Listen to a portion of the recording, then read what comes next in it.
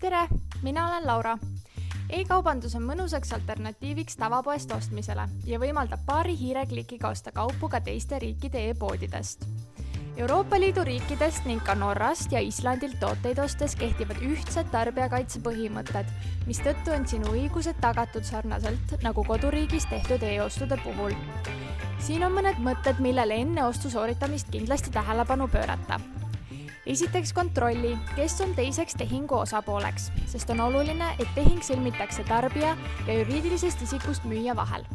2 eraisiku vahelistele või 2 juriidilise isiku vahelistele tehingutele tarbijakaitse reeglid ei laiene.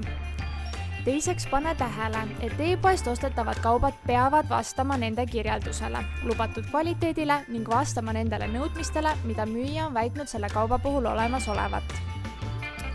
Kolmandaks tea, et e-ostu puhul tuleb tellimus kätte toimetada kokkulepitud ajal, kuid mitte hiljem kui 30 päeva jooksul pärast tellimuse esitamist. Kui müüja on sind teavitanud, et kauba kätte toimetamine hilineb, võid anda müüjale tellimuse täitmiseks uue mõistliku tähtaja. Kui müüja ei täida tellimust ka siis, on sul õigus nõuda raha tagastamist.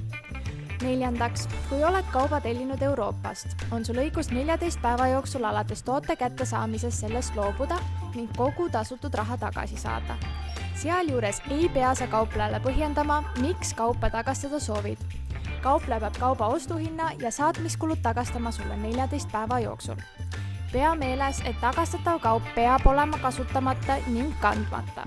Sina tarbijana tasud kauba tagasisaatmise eest. Viimaseks, kui toode ei vasta reklaamitule või on puudustega, on sul õigus esitada kauplejale pretensioon, mida e-ostude puhul saab teha 2 aastat.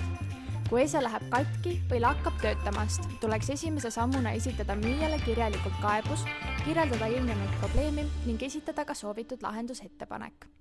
Euroopa Liidu riikides on tarbijal esmalt õigus nõuda toote parandamist või asendamist ning selle võimatuse korral paluda makstud raha tagastamist. Seejuures on hea teada, et hüvitiseks pakutud kinkekaarti ei pea sa raha asemel vastu võtma. Kui kaupleja ei vasta, keeldub kaebust lahendamast või sa pole pakutud lahendusega nõus, võid esitada kaebuse Eesti Euroopa Liidu tarbijanõustamiskeskusele. Meie kontaktid leiab kodulehelt ecc.ee. ECC.net, tasuta nõu ja abi Euroopa tarbijale.